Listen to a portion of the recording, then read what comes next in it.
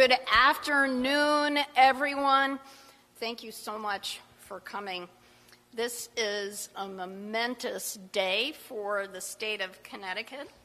We have an excellent bill crafted with collaboration and centering on equity and communities of color in our state as we produced a system of legalization that is just and equitable.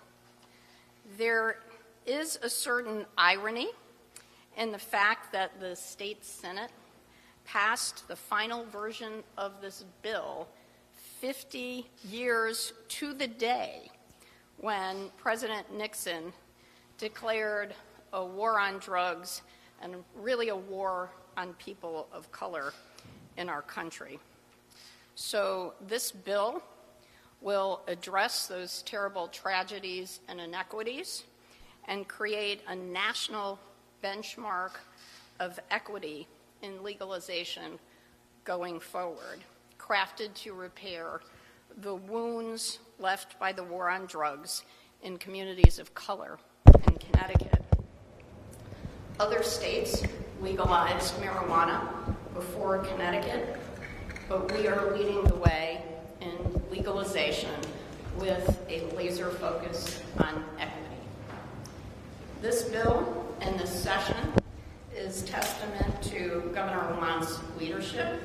Together we have taken on some very big challenges and done big things in our land of steady habits.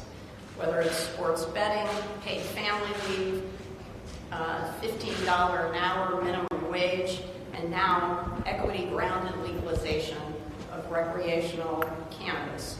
Our administration has tackled some generational challenges in our state. So I want to thank the governor for his leadership, and we're going to hear from him in a minute. But we couldn't have done this work without the leadership and without collaboration with our incredible legislative partners. And it's my honor to first introduce the President of the State Senate, Lamont. Thank you, Madam Lieutenant Governor. This was indeed a session of great achievement. Not only the cannabis bill, which had been pending for years, and which we in the Senate felt like it was Groundhog Day, doing the bill over and over and over. But in addition to that, the gaming bill had also been pending for a long time. Reform and change to the bottle bill had also been pending and discussed for a long time. We created a new, more equitable system for the payment in lieu of taxes system by having a three-tiered system, taking need into account. Did away with the welfare liens that would reach back and injure people in trying to sell their property later in life. There were a number of significant initiatives that will make life better for the people of the state of Connecticut. And certainly the cannabis bill, I think it's important that we have the benefit of having looked at the experience in other states. And our focus was not just on creating a revenue stream, but on addressing equity issues, on looking at the communities who had been most harmed by the aggressive enforcement of the marijuana laws over the last 50 years or more, and the injustices that had occurred and the number of people who had their lives permanently blighted by minor marijuana charges and convictions. So our bill was more complex, more nuanced, and I think it will be a model for other states that will look to adopt it going forward. So it's great to be here with the governor today, who provided steadfast leadership on that, and the lieutenant governor and my colleagues in the General Assembly. It's a proud moment for all of us. Thank you. Thank you so much, Senator Looney, and I'm going to invite up Speaker Ritter and Majority Leader Rojas, who are going to come up together. Come on. Thank you, Governor. I appreciate that, and I'll turn it over to Majority Leader in a second. I want to thank everybody who was with me, the Senate President. Sorry you had to vote 3 times, but you certainly knew the bill. You knew the bill well by that point. You won't deny that. Chairman D'Agostino, who you'll hear from, the co-chairs of the Judiciary Committee, Representative Stasham, Senator Winfield, and obviously the governor and Lieutenant Governor, and all the staff that was involved in the negotiation of this bill. As Marty alluded to, in many ways, this will go down, in my opinion, as an historic session. Marty mentioned some of the things that happened. I look at the Judiciary Committee behind us. How many bills have we talked about for 3 or 4 years that came to fruition? I can talk about clean slate, prison gerrymandering, and the criminal justice reforms that were done. Marty mentioned the aid to municipalities for the first time in Rethinking Pilot. This is none of those bills in isolation makes it a historic session, but all those things coupled together, I really think we'll look back and say a lot happened. But it's a good reminder to everybody in this building that timing matters too. Every time I meet a young person who's 21 years old who thinks you're going to be president of the United States, I remind them that politics is often a little bit of luck and timing. And the combination of those two things and hard work can lead to good results. Well, elections have consequences, and elections lead to results, but it takes the right combination of factors. A governor who is supportive, a Senate that can work with the House, co-chairs that work well together. You couple that with the laser-like focus that a handful of legislators put with staff on this bill, and you get a really good combination. So from the House, I thank the chairs who worked on it earlier, but I really want to give a special thanks to our majority leader, who spent an inordinate amount of time putting this bill together, weeks and weeks, and it's that combination of factors that makes great legislation happen. Anybody in this building can propose a bill. It's easy. You got a piece of paper, you say, this is the bill I want. The true talented legislators are the ones who pass bills, and that's why I'm proud to work with Jason Rojas on this. Mr. Majority Leader. Thank you. Now, I certainly appreciate the kind words of the Speaker, but, a bill of this magnitude, a bill of this complexity, it's bigger than any one legislator, it's bigger than any one caucus or any one branch of government, and we would not have gotten there without the work of both Senate and House leaders, without the governor's office, without the incredible staff, and they're standing over here to my left, who deserve an enormous amount of credit for making us look good as elected officials. The level of expertise that was needed to get this bill to where it is right now was really critically necessary. Not only the staff who work for both the legislative branch and the executive branch, but certainly a lot of the advocates out there who were busy informing us about the process, who understood what happened in other states perhaps better than any of us could have as elected officials. So this is just a really great effort, and now we turn to implementation, but we also turn to communicating to the public about what's in this bill, and I think the other partners in this are all the people who are sitting in front of me here, members of the media who are out there already explaining what the bill is, what it does, what it doesn't do. So there's a lot more work for us to be done. We're going to be working on it for years, but at least in the short term, let's work together to inform the public about what this bill is, what the goals of it were, and what the really good product that came out of this legislative session in getting this bill passed. I think it'll be the most comprehensive and best cannabis legalization bill in the country. History will tell if that's true or not, but I feel confident in saying yes right now. This is the best bill in the country, and it's going to move us in the direction of ensuring that we provide a well-regulated marketplace for adult-use cannabis, for adults who want to participate in that kind of activity. So, again, I just want to thank everybody who was involved in that, and a really proud moment for me as a legislator to work with my colleagues on getting this bill to the governor's desk, ready for his signature. Thank you. Thank you so much, Mr. Speaker and Mr. Majority Leader. It's now my privilege to introduce Representative Steve Stafford, who is the co-chair of the Judiciary Committee. Representative. Well, thank you very much, and thank you to certainly all of my legislative colleagues, and certainly to the governor and the lieutenant governor for their leadership on this. Connecticut is a state that rightly over the last decade has really prided itself on being at the forefront of criminal justice reform issues. Being the 19th or 20th state to legalize recreational cannabis was, in my mind, a blight spot on that record that we have of taking a leading role on criminal justice reform and recognizing that this is a drug that is less addictive and less harmful to the body than several others which we regulate, including tobacco and alcohol. Recognizing the need to finally erase old cannabis convictions, I think, was something that was long overdue on the state. And so I'm proud as we sit here and we talk about a historical session, certainly in a number of respects, and not the least of which was on criminal justice reform issues, that at the top of that list is finally getting legalization done and finally making sure we join that group of states that recognizes this is a drug that can be and should be safely regulated, and I think that's what we've accomplished in this bill. And certainly I want to particularly thank my co-chair and partner in crime reform, Senator Winfield, for all of his efforts as well on this.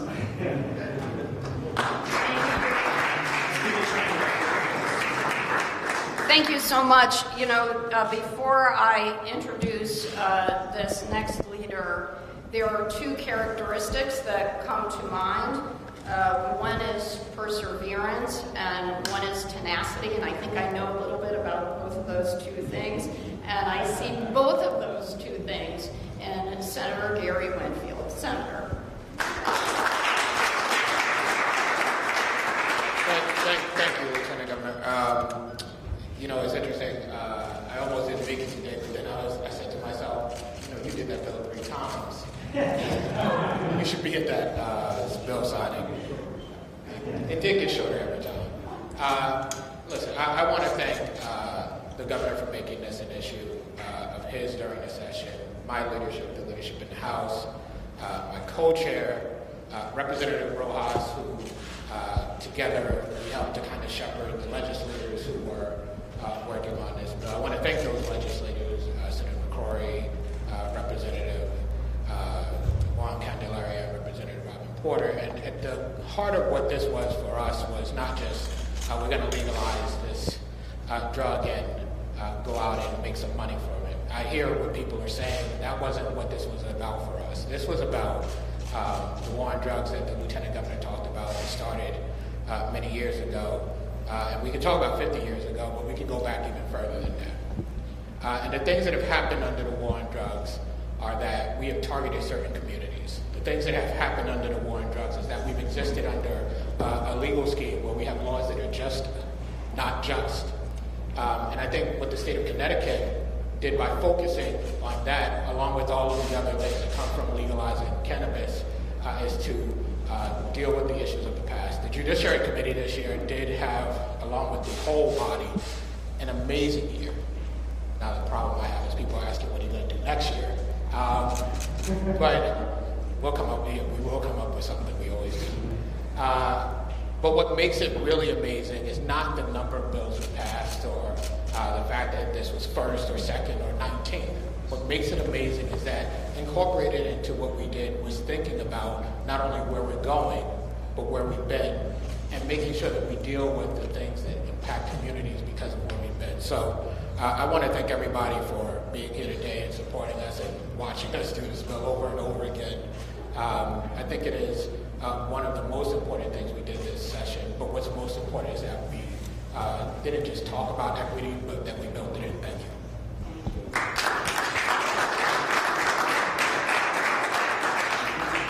So there were two committees that really focused on this legislation. One was the Judiciary Committee, but the other was the General Law Committee. So it's my pleasure to introduce Representative Mike D'Agostino, who leads that committee.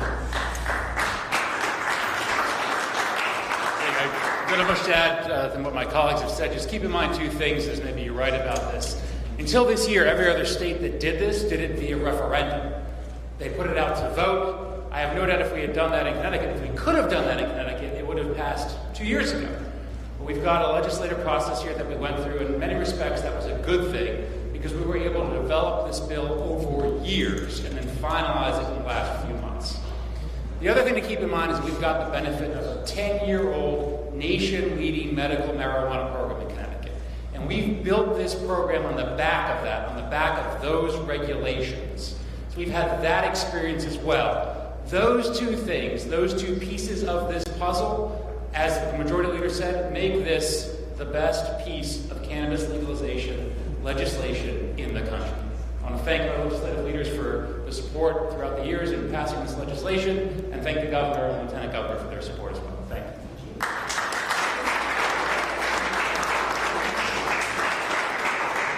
So it often takes quite a while to make good things happen. The governor and I talked about this issue a lot during our campaign when we ran in 2018, and it's a proud moment that I get to introduce Governor Lamont to talk about this important legislation and then for us to sign it. So, Governor, it took us 4 years, but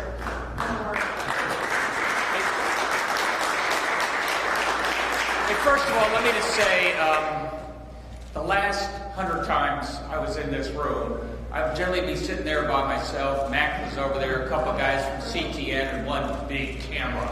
So it's kind of nice to see you.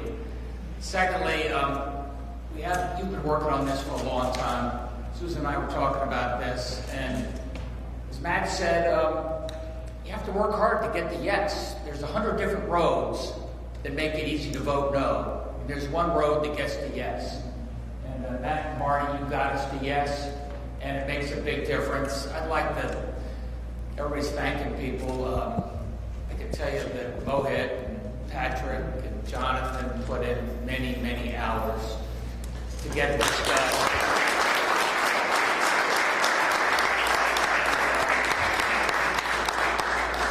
And Gary, 3 times the charm, man. 3 times the charm. It was a really important thing to do. It's an important thing to do on a number of fronts.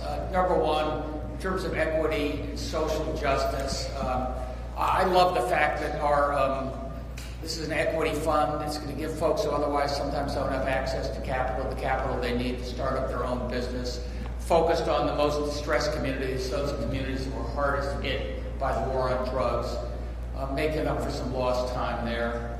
All of us here in public office place a premium upon public health, more so than ever after this last year, and public safety. I think this is a bill that prioritizes that, make sure that we can do this in a safely regulated way. I think it is a model for the rest of the nation. We had a chance to learn from others, and I think we've got it right here in the state of Connecticut. Maybe we weren't the first, but we're the first, I think, to show that we can get it right and what that means for people going forward.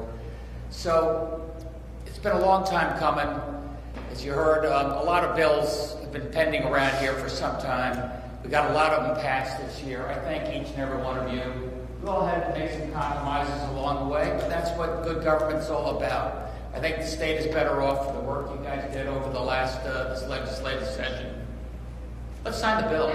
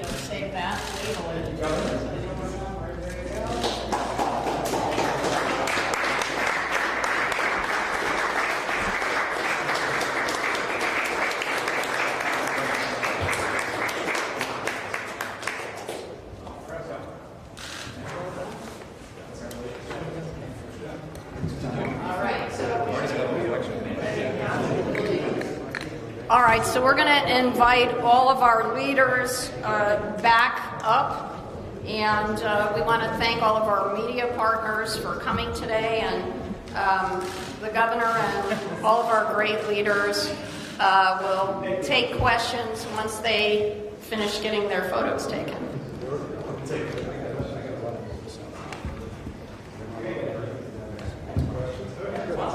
All right.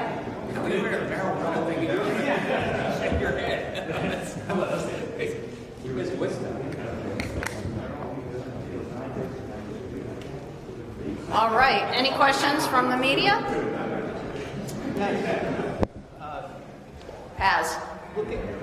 There's a tight time frame in here to get things up and running. People in this room, including the one who's leaving, have certain appointments to make. So can you give us an update of what are your goals for when to have the Social Equity Council up and running, as well as having DCP spell out the structure for how to run this new business? Well, we have all of the legislative leaders in the room, with the exception of Mr. Speaker, but I'm sure they're going to make the appointments quite quickly, right? And if there's anyone who would like to speak to that? Just briefly, yes, we're looking at the legislation, and we're already starting to look at options in terms of appointments. So I think that's a high priority for us. In 45 days, I think it's a timetable to have that. Is that realistic? It is if you start working, right? I've already begun the conversation in my office about how we're going to identify the most qualified people to serve on the Equity Council. So once we get that going, we're certainly, I know I'm focused on it. I'm sure everybody who has appointments is focused on ensuring that we get that equity council appointed. Are you guys going to try to make similar processes for how you're going to sort of pick these people, or are you individually going to pick sort of a process that you think to sort of evaluate the candidates that you feel like? Yeah, I'll let folks speak for themselves. Jason, can I ask you a question? Only one Republican, right, voted for this legislation, and just moments ago, the Connecticut Medical Society released a statement saying that they feel that this is bad policy and is dangerous. What do you say about that? Listen, we appreciate their concerns. I think as lawmakers, we all recognize that there is a public health aspect to passing something like this. But we have the days and months and years ahead to address those concerns, and I'm more than happy to work with the medical society to address whatever concerns that they have. Do you think it'll be important to revisit this legislation on a regular basis to see what's working and what's not, and to make sure that those who are negatively affected by it get the help that they need? Yeah, it's not unlike many pieces of legislation that we pass here. We revisit things on a year-to-year basis as needed, and I'm sure something as monumental and complex as this will require us to do the same. I think it was asked how other people were about to go about appointing people to the Social Equity Council.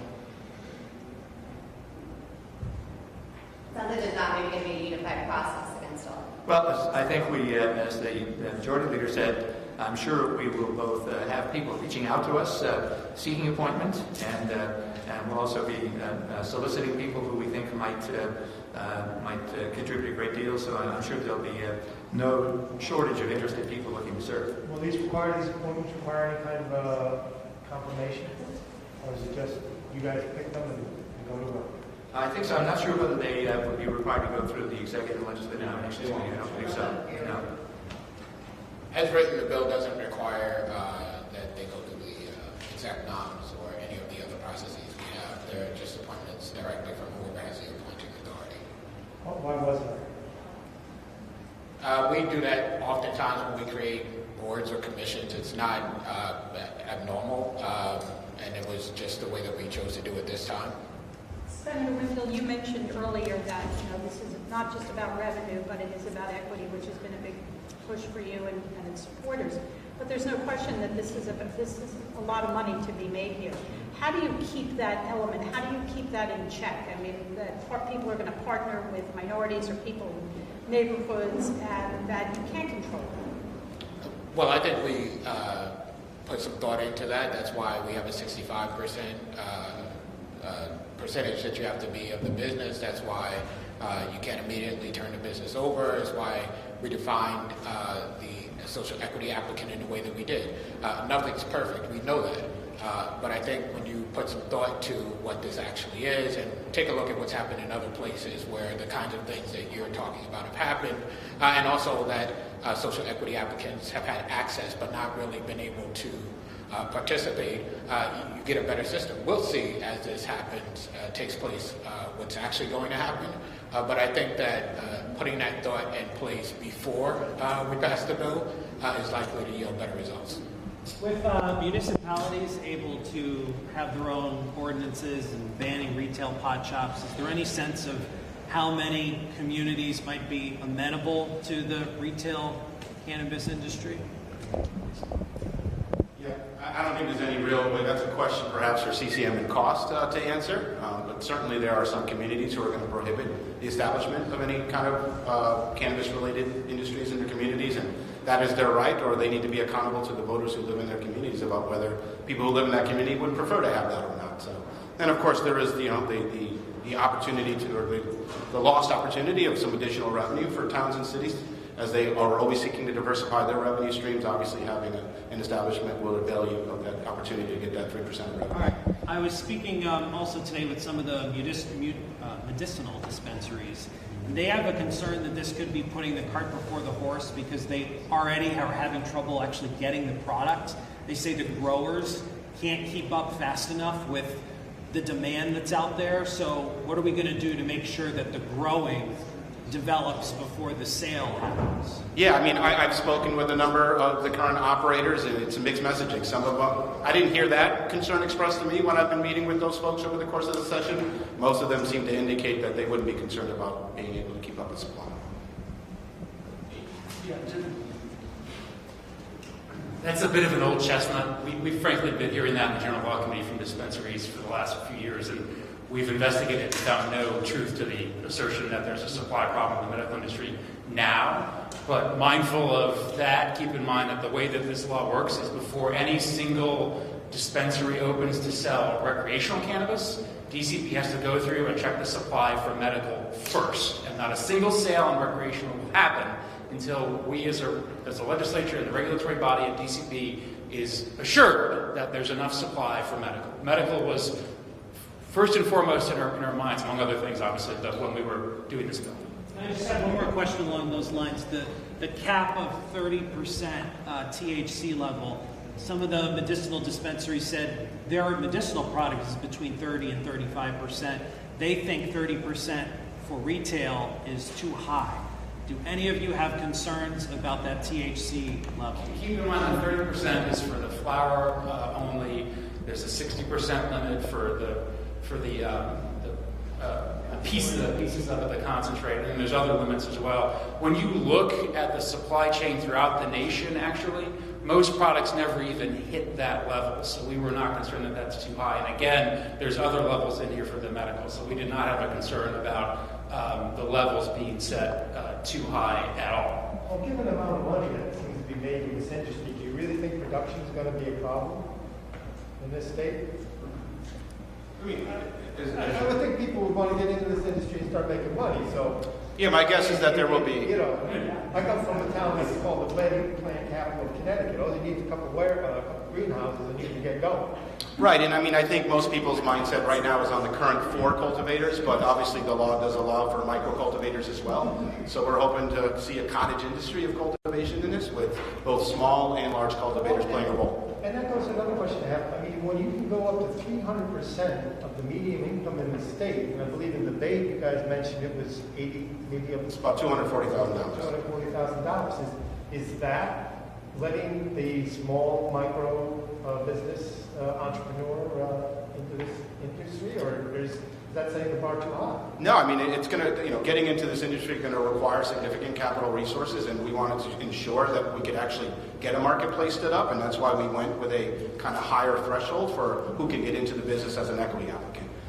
We're forgetting that half the licenses go to equity, the other half will go to the rest of the world. And that will open up, obviously, the marketplace to lots of individuals who have the capital to get into this line of business. Going back to municipalities, now one thing that happened in Massachusetts, one issue has been that certain municipalities have been, or at times were asking for exorbitant things from, has there been, they found the exploitative and things like that. Has any thought been given to that happening in Connecticut and safeguard things like that? That was largely a product because Massachusetts required community benefit agreements, and certain chief elected officials looked to use that as leverage in negotiating with prospective business owners. We didn't require that in this law. We actually barred them. Can you talk a little bit about municipalities, over 50,000 residents, who would have to choose a public space for someone to actually smoke this? Is that accurate? Can you talk about that? Yes, there's a provision in the bill that if you're a municipality over 50,000, you have to have a dedicated public area for the consumption of cannabis, regardless of whether or not you've banned retail shops, etc. So you have to have that if you're a municipality over 50,000. There were a number of considerations that went into that. There's a social equity component to that. Keep in mind, consumption can mean smoking or vaping. We'll see how the municipalities deal with that. But the idea is you didn't want to turn, say, the New Haven Green into just a smoking free-for-all, right? So you'll have a dedicated area for public consumption. We also are concerned about municipalities of that size. You have some larger housing, areas, right? And so you don't want, again, congregations outside smoking in this area or that area. You have a dedicated space in the municipality, larger municipalities only, where you can consume cannabis. And again, whether that means smoking or vaping may be up to the municipality. So you have to have that if you're over 50,000. The other thing that's related to that, just keep in mind, is no municipality, even though they can ban retail sales, ban growing, do whatever they want in that regard, they cannot ban delivery. If there's a licensed delivery, a licensed product going to a consumer in that town, you can't ban that. How do you envision these designated areas? Can you highlight? I mean, what do you think those are going to be for any municipality over 50,000? Kind of left that up to the imagination of our locally elected officials. What's the degree that they can regulate, though, the public use? Mike referenced the New Haven Green, so can New Haven ban This is all in our Clean Air Act that was amended in the statute. A municipality can ban the public walking down the street. They can do anything that they want, and if you're under 50,000, you can ban it completely. Smoking in public, retail sales, everything. The only niche to that, like I said, is if you're over 50,000, you have to have that public consumption area, and that's it. You can ban everything else. Governor, I have a question for you regarding Philip Morris International. They did I guess their CFO or CEO or Chief Economic Officer, somebody did an interview with Bloomberg in March or April and indicated that they might be looking to get into the cannabis market.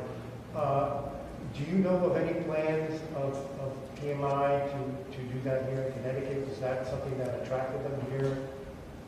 No, absolutely not. They told me they have absolutely no plans to get into the regulated marijuana market. Governor, you were quite effusive in welcoming PMI to Connecticut this morning. Was there any reluctance on your part or any misgivings about welcoming a company that is associated with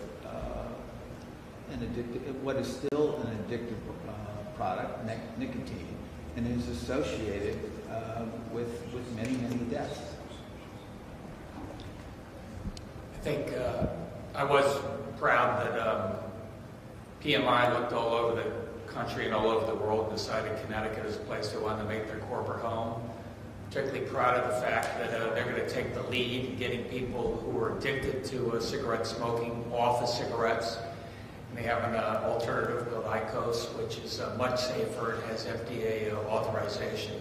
I think they're heading in the right direction. We're going to be a better state, better country for reference. And what would you describe your role in bringing them here? You referenced this morning conversations that started prior to the pandemic with, I guess, the previous CEO. So can you just give us a little flavor of how that went and what your role was? We found we had some friends in common, and that's a good way to start a relationship that's based upon trust. And PMI came quietly to the state, as well as other states, back before the pandemic, say 18 months ago. We got together informally, had a dinner at my house with a number of business leaders who do business in the state of Connecticut.